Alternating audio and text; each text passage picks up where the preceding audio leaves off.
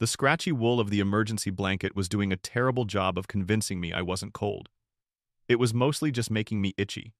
Across the street, the public library, a proud brick building that had probably looked the same since the Kennedy administration, was now a smoldering, waterlogged tragedy. Red and blue lights painted the scene in a nauseating, repeating pattern. Okay? So for the last time, Miss Bennett. The cop's name tag read Officer Crumb, and he looked exactly as pleasant as his name sounded. He held a tiny notepad like it personally offended him. Walk me through it again. I sighed, the puff of air turning white in the chilly night. Cradled in my lap, heavy as a tombstone, was a massive, soot-stained book. It's not a complex story, Crumb. There was a fire. I was inside. I came outside. The end. Can I go home now? I have a 12-hour shift in the ER tomorrow that isn't going to get any shorter just because I smell like a campfire. You left out the part where you absconded with library property. He tapped his pen on the notepad. A vein in my temple started to throb. Absconded? Who says absconded? Did you swallow a thesaurus? I didn't abscond. I saved it. His eyes, small and bored, flickered down to the book. Right. So, an hour ago, my glorious, rare, precious day off. I wasn't in the library for intellectual betterment. I was there for the free, high-speed Wi-Fi, which was leagues better than the spotty connection I paid $70 a month for. I had found a comfortable armchair in a quiet corner, headphones on, fully engrossed in Season 4 of Love at First Bite, a reality show about cosmetically enhanced singles competing for the affection of a self-proclaimed vampire life coach. It was garbage television, and it was magnificent. Then the alarm started shrieking. Not a drill. You could tell by the particular pitch of panic in the air, the kind that smells like burning plastic.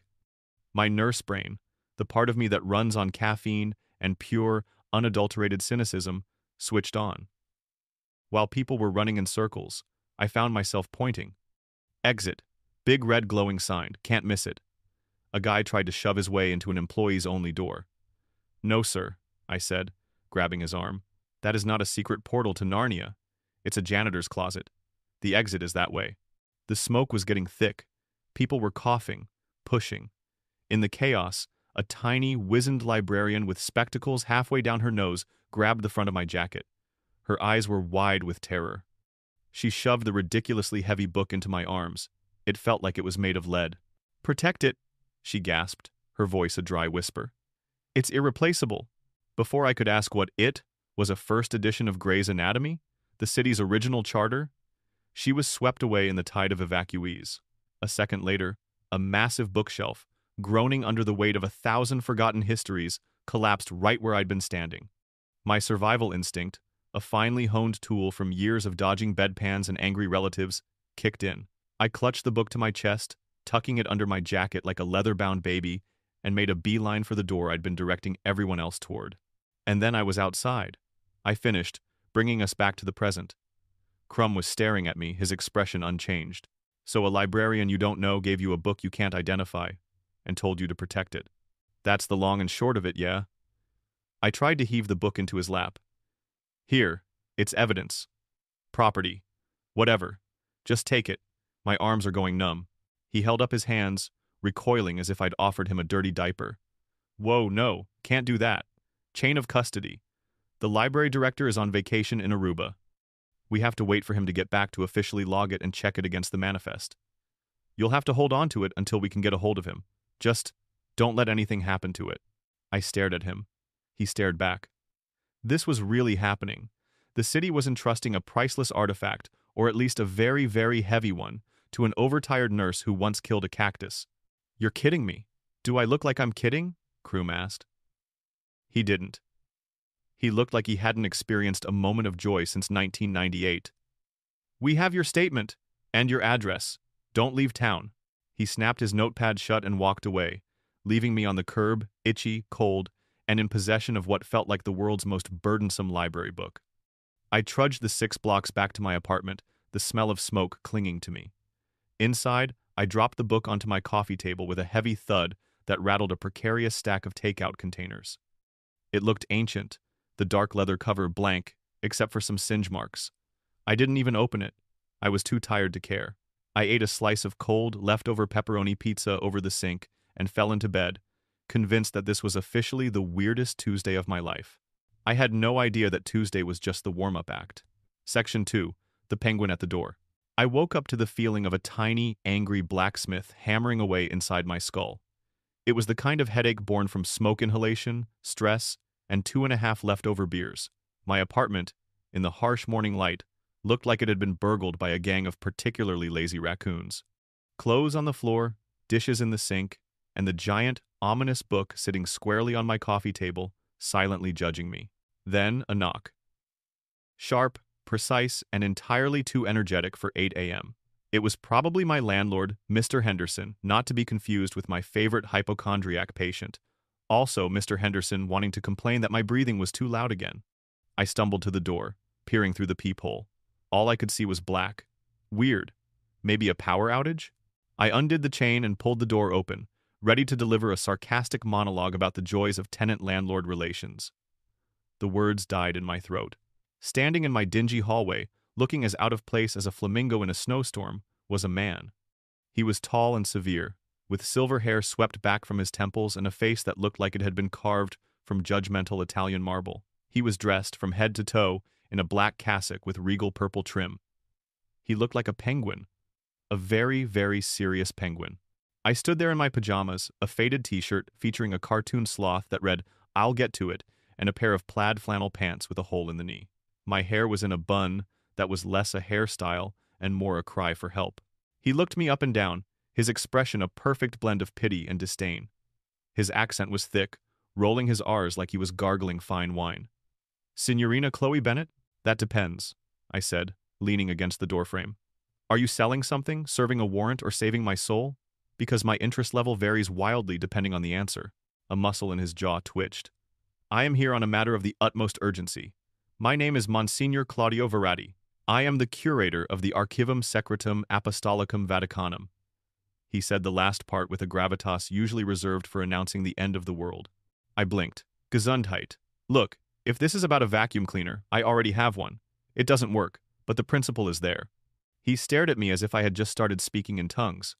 "I am not here to sell you cleaning appliances. I am here for the Codex Gigas Diaboli." "The what now?" "The book," he said, his voice tight with forced patience. He gestured past me, into my disaster zone of an apartment, his eyes landing on the behemoth sitting on my coffee table. "That book." I followed his gaze. "Oh, that thing. Yeah, the cops told me to hang on to it. Some kind of red tape."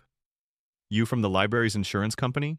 "I am from the Vatican," he repeated slowly, as if speaking to a very dense child. "That book is not the property of your local public library. It is the property of the Holy See. It was on a highly confidential, deeply secret loan for academic study." I crossed my arms. This was getting weird. Was this a prank? Was my best friend Maya behind this? It felt like one of her elaborate schemes. "Right, the Vatican, and I'm the Queen of England. Look, pal, I had a rough night, so unless you have a badge or a signed letter from the Pope himself, I'm going to have to ask you to—" "The book, signorina," he cut in, his voice dropping to a low, serious tone. "It is not what you think. It is dangerous. Please, allow me to relieve you of your burden." He took a step into my apartment, his expensive leather shoes looking terrified of my grimy welcome mat. He reached for the book. I watched, half amused, half convinced I was still dreaming. His manicured fingers, adorned with a simple gold ring, brushed against the leather cover. And then all hell broke loose. A brilliant blue spark, thick as my thumb, leaped from the book to his hand. The sound was like a firecracker going off next to my ear, a loud crack that made me jump back. Monsignor Verratti was thrown backward as if he'd been punched, stumbling into the hallway, and landing with a very undignified oof against the opposite wall. He clutched his hand, his face pale, his composure utterly shattered. "Dio mio?" he hissed, cradling his fingers. I stared from him to the book, then back to him. "Whoa, you okay? That was some serious static electricity. You should try rubbing your feet on the carpet less." He got to his feet, brushing himself off, his eyes wide and fixed on the book with a mixture of terror and awe. "It is as the legends foretold." "What legends? The ones about cheap polyester carpets?" I walked over and, without thinking, picked up the book. It was heavy, but that was it. No sparks, no divine retribution. I held it out to him. "Here, try again." He flinched back like I was holding a live snake. No! Do not bring it closer! What is your problem? I demanded, my patience wearing paper thin. It's just a book. That is where you are wrong, signorina, he said, his voice a strained whisper. He looked at me, really looked at me, and a dawning, horrified understanding spread across his features. When you saved it, in that moment of chaos and fire, you were acting on pure instinct. Self-preservation. You shielded it with your own body. Yeah, so? A flaming bookshelf was about to turn me into a human s'more. Seemed like a good idea at the time. The codex is not merely paper and ink, he continued, ignoring me. It is an artifact of immense power. The Apocrypha says that in moments of extreme duress, it can form a protective bond with its rescuer, an electrostatic biospiritual imprint. I just stared at him. What? What now? Are you having a stroke? Because as a medical professional, I can tell you that you are not making a lick of sense. He took a deep breath, trying to regain his composure. It has chosen you, signorina. It will not allow anyone else to handle it, not without consequences. He wiggled his reddened fingers as proof. I looked down at the massive book in my arms, then back at the impeccably dressed man who was telling me I was psychically bonded to a cursed book from the Vatican. The blacksmith in my head was now using a jackhammer. So, let me get this straight, I said slowly. I'm the chosen one for a demonic book that needs a restraining order? I hefted it. Great, fantastic. Can this thing at least pay off my student loans? Monsignor Verratti's face was grim. He looked past me, out my dirty window, as if expecting an army to descend upon my quiet suburban street. Signorina, he said, his voice filled with the weight of centuries of secrets. You are now the keeper of the codex, and because of that, we are in very, very grave danger. I followed his gaze out the window. Nothing. Just Mrs. Gable from 2B walking her yappy Pomeranian. I looked at Verratti, then at the half-eaten box of Cheerios on my counter. Danger? The only danger I was in was running out of milk. I tried to go to work. I really did. The concept of grave danger seemed a lot less pressing than the concept of getting fired. I left Monsignor Verratti, who insisted I call him Claudio, which I refused to do sitting stiffly on my couch, looking at my collection of mismatched mugs as if they were heretical texts. Okay, Penguin Man, I said, grabbing my keys. Rule 1, do not touch anything. Rule 2, do not talk to my landlord. Rule 3, if you order a pizza, I'm a pineapple and jalapeno person. Got it? He just stared at me. You cannot leave me here with this ticking time bomb. He meant my apartment, not the book. And you cannot leave the codex, he added, pointing a trembling finger at the book, which was now swaddled in a faded beach towel and stuffed into my ridiculously oversized tote bag. It looked like I was carrying a very rectangular, very heavy baby. It cannot leave your side. Fine, I grumbled. But if it starts reciting scripture in Latin, I'm leaving it in an unlocked locker. The ER was its usual symphony of chaos. A cacophony of beeps, groans, and shouted acronyms that was the soundtrack of my life. I stashed my tote bag and its unholy passenger under my desk in the nurse's station, hoping no one would try to steal my lunch and accidentally get electrocuted by a 14th century manuscript. My best friend and partner in medical misery, Maya, bounced over, her ponytail swinging. Rough night, Bennett? You look like you wrestled a garbage truck and lost. You have no idea, I muttered, logging into my terminal. Let me guess. Another Tinder date with a guy whose profile picture was 10 years old and 20 pounds lighter? Worse. Much, much worse. I lowered my voice. I'm being stalked by a priest from the Vatican because I'm psychically bonded to a demonic book I saved from a library fire. Maya stopped stirring her coffee. She stared at me for a full 3 seconds, then broke into a wide grin. Oh my God! Shut up! Is he hot? What? No, he's like 100, and he wears a cassock. Like in the Thornbirds? Is he hot in a forbidden, forgive me, Father, for I have sinned kind of way? Maya's obsession with true crime podcasts and trashy romance novels had given her a very specific, very weird worldview.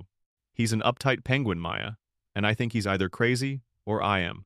Before I could explain further, the ambulance bay doors hissed open, and the paramedics wheeled in our favorite regular. Morning, Chloe, Mr. Henderson announced cheerfully from his gurney. I think it's a big one this time. I was watching a documentary on WebMD, and I'm presenting all the classic symptoms of phantom limb syndrome. Oh, I looked at his chart. Mr. Henderson, you have all your limbs. Yes, he said, nodding sagely. In my spleen. A phantom spleen limb. It's very rare. As I was trying to explain the finer points of human anatomy to Mr. Henderson, my phone buzzed with a security alert from the camera I'd set up in my apartment after a package thief stole my subscription box of artisanal dog treats. I don't own a dog. I opened the app under the guise of checking a patient's lab results.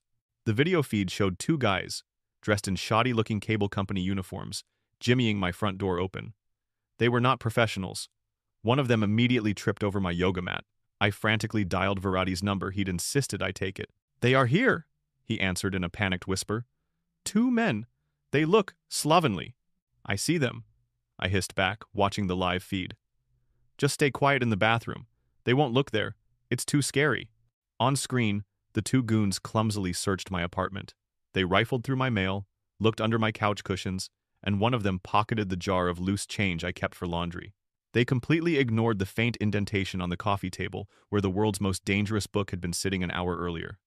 After 5 minutes of fruitless, inept searching, they grabbed my 5-year-old laptop and left.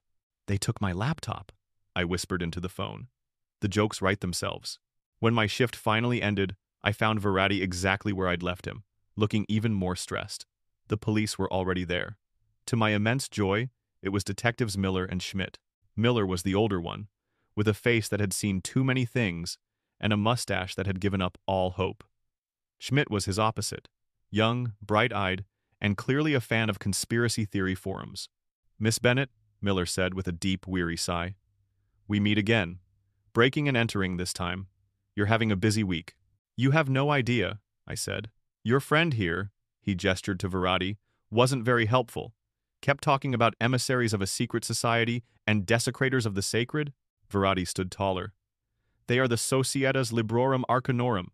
They seek to possess the Codex for their own nefarious purposes." Miller looked at me. "Is this a Dungeons and Dragons thing? Because if this is a D&D thing, you gotta tell me. My nephew's really into it." Schmidt, however, was leaning in, his eyes wide. "Societas Librorum Arcanorum? I've read about them online. They're a splinter group of billionaire collectors, right? They believe certain ancient texts can grant them power." Miller shot him a look that could curdle milk.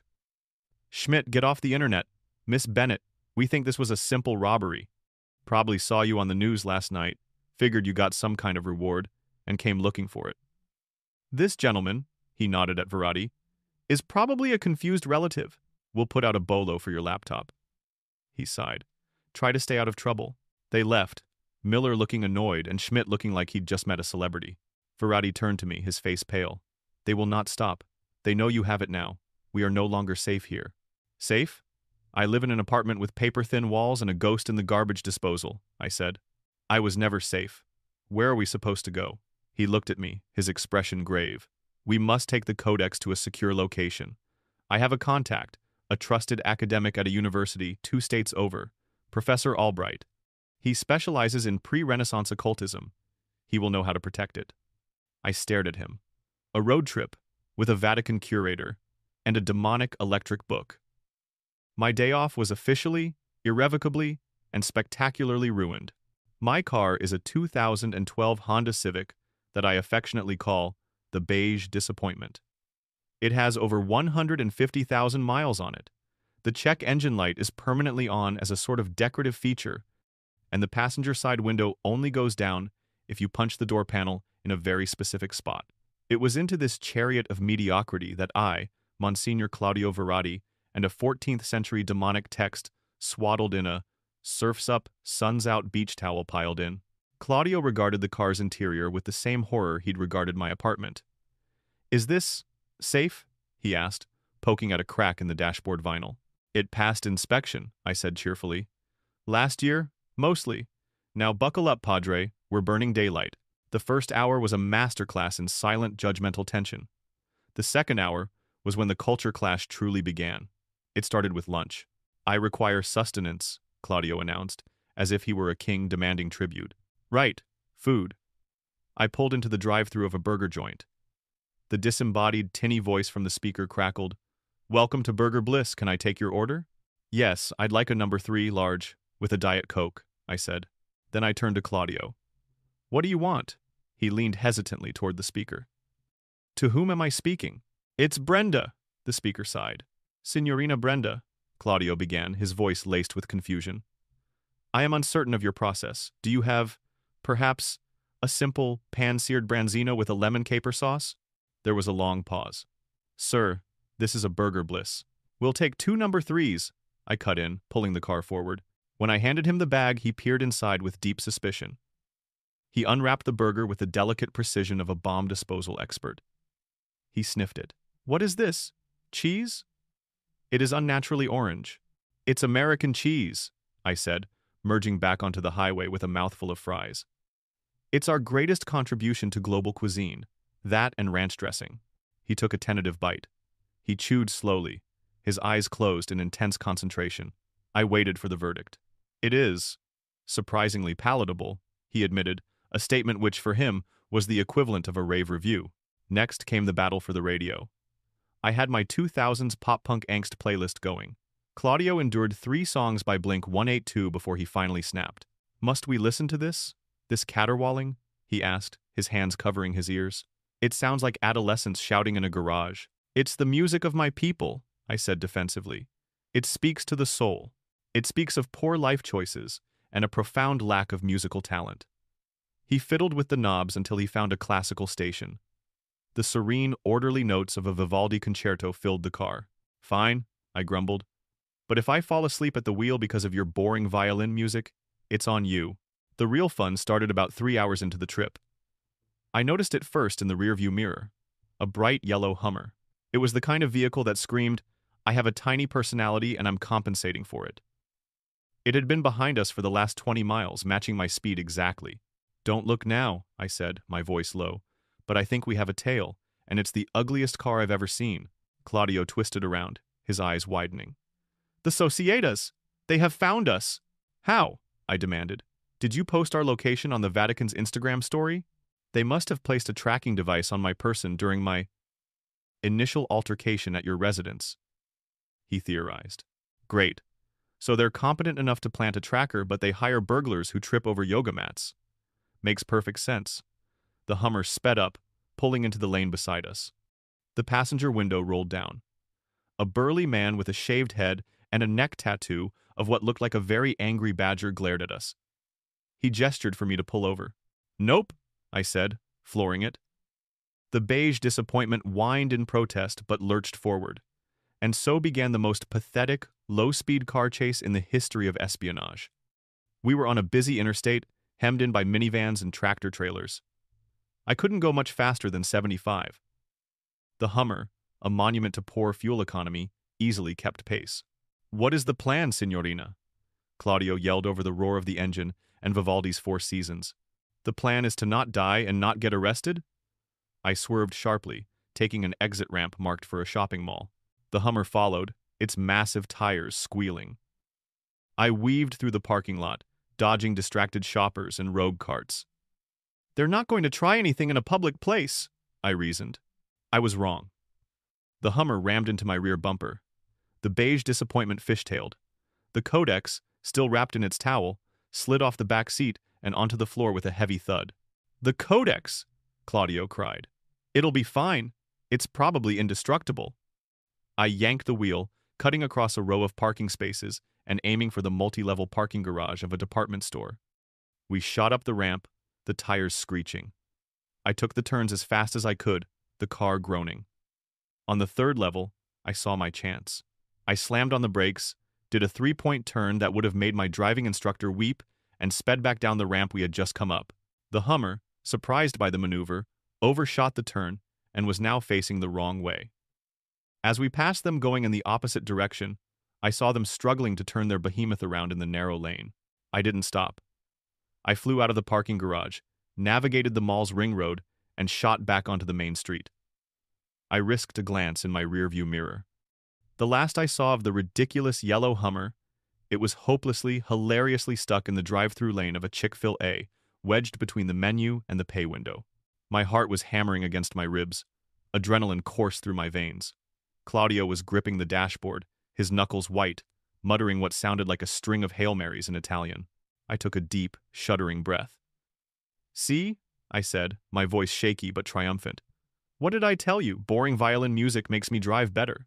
We arrived at Northgate University looking like survivors of a natural disaster. The beige disappointment had a new dent in its bumper, and my nerves were frayed to the point of snapping. Claudio, for his part, had regained his composure, but he now looked at my driving with a newfound, terrified respect.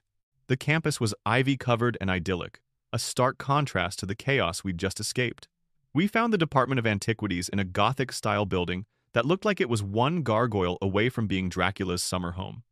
Professor Albright's office was a glorious mess of books, papers, and artifacts stacked in precarious towers. The man himself was exactly what I'd pictured. A whirlwind of tweed, elbow patches, and frantic energy, with hair that seemed to be fleeing his scalp in terror. He was probably in his late 50s, with glasses perched on the end of his nose. "Monsignor Verratti, you made it!" he exclaimed, shaking Claudio's hand vigorously. His eyes, wide and sparkling with academic fervor, immediately fell on the towel-wrapped bundle in my arms. "And this must be... it? Is it really the Codex?" "It is, Professor," Claudio said gravely. "And this is Signorina Bennet. She is the... keeper." Albright turned his full, beaming attention to me. "Fascinating. The bond is real, then? An electrostatic spiritual imprint? I've only read about it in the footnotes of forbidden texts. Can I—" He reached out a hand. "I wouldn't," I said quickly. "It zaps people." Albright retracted his hand, but he didn't look disappointed. He looked thrilled. "Incredible! Utterly incredible!" He cleared a space on a massive oak desk, sending a cascade of papers to the floor. "Place it here, my dear. Let us have a look." I gently placed the book on the desk. Albright leaned in close, peering at the leather cover through his glasses, his breath fogging the lenses. He didn't dare touch it. The sheer historical significance. To think it's been hidden for centuries. And now it's here, in my office. While he was lost in academic rapture, I heard a noise from the hallway. A heavy, rhythmic thudding, footsteps, 2 sets. My blood ran cold. "Claudio," I whispered, my voice tight. "Company," the door to the office burst open. Standing there were the 2 men from the Hummer, the one with the badger tattoo, and another one who was just as big but somehow looked dumber. They were no longer trying to be subtle. "Book," the badger, tattooed one grunted. "Let's call him Barry," Professor Albright yelped, stumbling backward and knocking over a coat rack. "Good heavens, who are you? Give us the book, and the old guys don't get hurt." "The other one," Glenn said, pointing a beefy finger at me. I looked at Claudio. He looked at me. There was no way out. We were on the 4th floor. My ER brain took over. Panic is a luxury. Action is a necessity. "Professor," I said in a low, urgent voice, "do you have a heart condition?" "What?" "No. My doctor says my cholesterol is a trifle high, but..." "Great. Fake a seizure, now." He stared at me, confused. Barry and Glenn started advancing into the room. "Do it!" I hissed.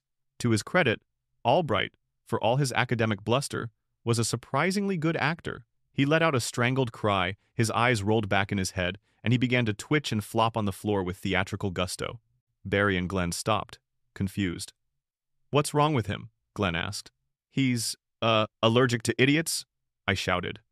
I grabbed the book, tucked it under my arm like a football, and bolted for the door. "Claudio, run!" I shoved past the 2 stunned goons and sprinted into the hallway, which opened up into the main library. It was a cavernous space, silent as a tomb, with towering shelves of books. Perfect. A maze. Claudio was right behind me. We ducked behind a row of shelves labeled Medieval European History. I could hear the heavy footsteps of Barry and Glenn echoing in the massive room. "This way," Claudio whispered, pulling me down another aisle. We were trapped. We reached the end of the aisle only to find a dead end. We turned around to see Barry and Glenn blocking our escape. "End of the line, bookworm," Barry sneered. I looked around frantically. My eyes landed on a rolling metal book cart, fully laden with heavy encyclopedias. An idea, stupid and brilliant, sparked in my mind. "Claudio," I whispered. "On my mark, push." "What?" "Push!" I yelled. We both shoved the cart with all our might. It shot forward, rumbling across the marble floor like an out-of-control train. Glenn, not being the sharpest tool in the shed, tried to stop it. The cart hit him square in the chest, and he went down with a loud oof, buried under a pile of Volume M of the Encyclopedia Britannica. Barry roared and came for me. I ducked as he swung a fist the size of a canned ham.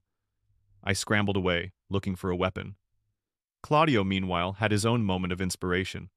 He grabbed the thickest, heaviest book he could find from the shelf, a massive, leather-bound volume of Thomas Aquinas's Summa Theologica. As Barry lunged for me again, Claudio stepped out from behind the shelf and brought the book down on the back of his head with a holy thwump. Barry's eyes glazed over, and he collapsed to the floor like a sack of rocks. Claudio stood over him, breathing heavily, holding the book like a holy weapon. "He has been smote by Aquinas," he panted. Just as we thought we were safe, a half-conscious Glenn, crawling out from under the encyclopedias, groaned one last thing before passing out completely. "Mr. Sterling wants the map." "Map?" Claudio and I locked eyes. It wasn't just about the book. It was about something hidden inside it. The stakes had just been raised. Then we heard a faint noise. It was Professor Albright, who had finally made his way into the library. He took one look at the two unconscious bodies, the overturned book cart, and us standing there panting. Then, with a quiet little sigh, he fainted. I looked at Claudio. "Okay, new plan. We grab the professor and we get the hell out of here." We were on the run. Again. This time, with an unconscious, tweed-clad professor in the back of the beige disappointment. We were out of gas, out of money, my wallet was in my stolen laptop bag, and completely out of ideas. We were parked in a desolate spot behind a 24-hour donut shop, the air thick with the smell of stale coffee and desperation. "We cannot go to the authorities," Claudio said, rubbing his temples. "This Sterling, if he is who I think he is, has influence. He will have them looking for us. And we can't go to a hotel," I added. "They'd ask for a credit card and an ID, both of which are currently in the hands of morons." I slumped down in my seat, utterly defeated. Professor Albright snored softly in the back. The demonic codex sat on the seat between me and Claudio, a silent, brooding passenger. We were screwed. We were fugitives with no resources, being hunted by a shadowy billionaire for a map hidden in a cursed book, and our only ride was a car that ran on hopes and prayers. I stared out at the flickering neon sign of the donut shop, my mind a blank wall of panic. And then, an idea. A terrible, insane, and utterly brilliant idea. "I know a place," I said slowly, a grin spreading across my face for the first time in what felt like days. Claudio looked at me, his eyes filled with suspicion. "What place? A monastery? A secret bunker?" "Better," I said, turning the key in the ignition. The engine sputtered to life. "It's open 24/7. It's crawling with security. It's full of controlled substances, sharp objects, and people in the middle of the worst days of their lives. It's a place where nobody asks questions if you look like hell, because everyone looks like hell." I pulled out of the parking lot and headed back toward the one place I knew better than my own apartment. I was taking us home. We were going to the hospital. Getting in was the easy part. It was 3 a.m. The emergency room was a controlled burn of late-night disasters. I strode in with the kind of confidence only an employee can fake. I had Professor Albright, who had thankfully regained consciousness but was now in a state of bewildered shock, in a wheelchair I'd borrowed from the entrance. "Evening, Frank," I said to the security guard at the nurse's station. "Chloe," he grunted, not looking up from his crossword puzzle. "You're on a double?" "Something like that," I said breezily. I gestured to my companions. "This is my uncle, Father Claudio. He's a visiting hospital chaplain from Rome, and this is his friend, Mr. Albright. He's having a severe, anxiety attack. We're just going to take him to a quiet room to lie down for a bit." Frank grunted again. He didn't care. As long as we weren't bleeding, screaming, or on fire, we weren't his problem. Claudio, in his black cassock, looked surprisingly plausible as a chaplain. Professor Albright, pale and trembling, looked exactly like someone having an anxiety attack. The codex was in my tote bag, slung over my shoulder. I navigated the labyrinth of hallways to a deserted wing of the hospital used for outpatient clinics during the day. At night, it was a ghost town. I found an empty on-call room, a small, windowless space with a cot, a desk, and the faint, lingering smell of stale coffee. "Welcome to the safe house," I announced, flicking on the harsh fluorescent lights. Claudio looked around the sterile room. "This is your plan? We are hiding in a sick room?" "It's the last place they'd look," I insisted. "Who would be crazy enough to hide in a hospital?" The door creaked open. We all froze. Standing in the doorway, wearing a hospital gown and holding an IV pole, was a familiar face. "Chloe, I knew I heard your voice." Mr. Henderson, my hypochondriac patient, beamed at us. "They admitted me for observation, for my spleen limb. I was just taking a walk to improve my circulation when I sensed a disturbance in the hospital's karmic flow. And here you are. Before I could shove him out and lock the door, his eyes fell on Claudio and the terrified-looking Professor Albright. "Oh, hello. Are you a support group? I'd love to join. My ailment is very isolating." A commotion from down the hall cut him off. Shouts. The sound of heavy footsteps. My blood turned to ice. They'd found us. How could they have possibly found us? I peeked out the door. 2 men in dark suits were strong-arming a security guard. They were professional. These weren't Barry and Glenn. I ducked back inside, my heart hammering. "They're here," Professor Albright whimpered. Claudio began to pray quietly in Latin. Mr. Henderson, however, looked positively thrilled. His eyes were wide with excitement. "Goodness me," he whispered, a giddy smile on his face. "Is this a live-action mystery theater? Oh, this is much better than the Jell-O they serve here. What's my role? Am I the plucky sidekick? The red herring?" I stared at him. He was crazy, and he was now our problem. Or maybe he was our solution. The men were getting closer. I had to think fast.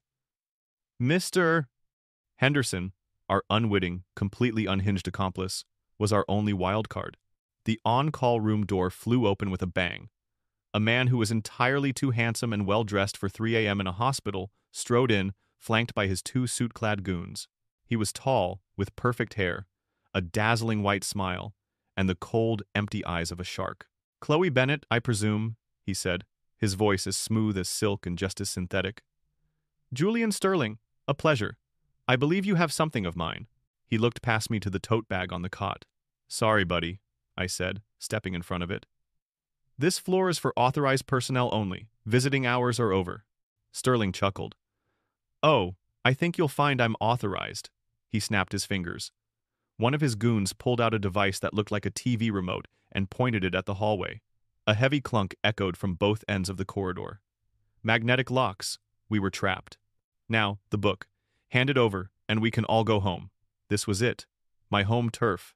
My rules. My ER brain kicked into high gear, fueled by adrenaline and a dangerous lack of sleep.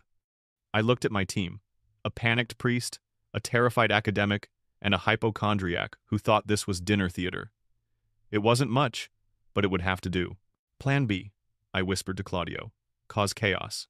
I grabbed the room's intercom phone and punched in the hospital's general page code.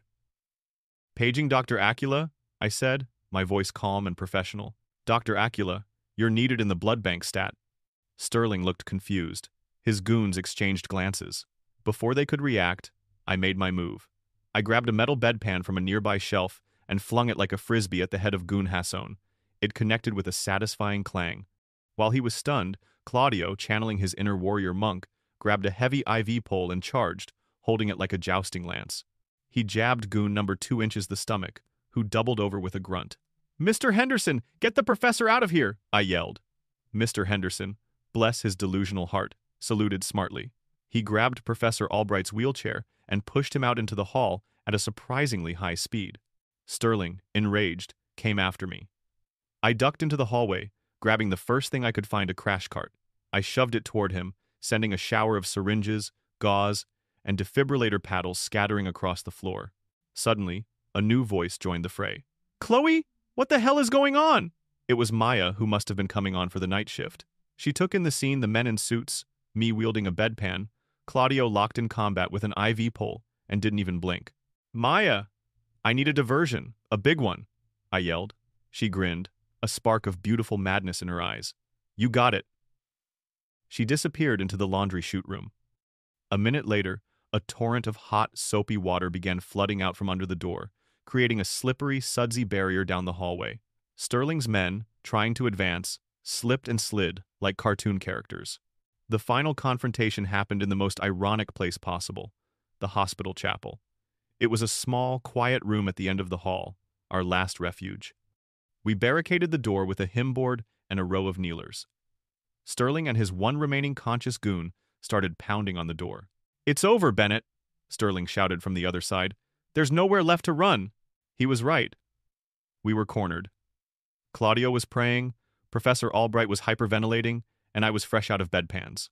Then I looked at Mr. Henderson. He was practically vibrating with excitement. "Mr. Henderson," I said, a desperate plan forming. "How's your acting?" His eyes lit up. I was the lead in my community theater's production of Death of a Salesman. Perfect. I looked at Claudio. Father, I need you to start the loudest, most off-key, most dramatic prayer circle in the history of Catholicism. Right now. Sterling and his man finally broke through the door. They found a scene of pure pandemonium.